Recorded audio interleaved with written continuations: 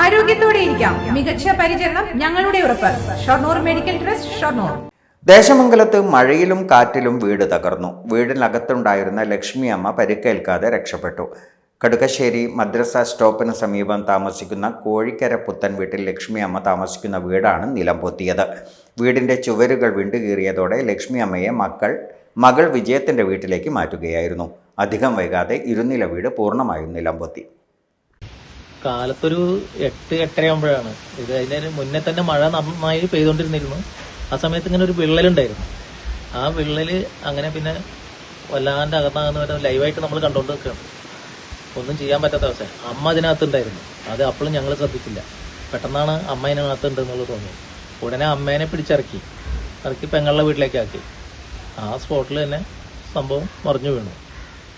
ഇത്രയും ഇതുണ്ടാവുന്ന പ്രതീക്ഷിച്ചില്ല. ചെറിയൊരു കഷ്ണങ്ങളൊക്കെ വീഴാന്നാണ് വിചാരിച്ചത്. പക്ഷെ മൊത്തം ചവരും വീണു. അല്ല, ആരും ഇല്ലാത്ത കാരണം എല്ലാവരും കുട്ടികളൊക്കെ ജോലിക്ക് പോയിട്ടുണ്ടായിരുന്നു. ഇവിടെ താമസിക്കുന്നവർ ജോലിക്ക് പോയിട്ടുണ്ടായിരുന്നു, അവരുടെ പണിക്കൊക്കെ പോയിട്ടുണ്ടായിരുന്നു.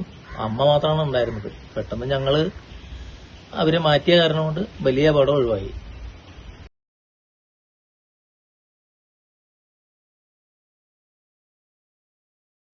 Dot view news.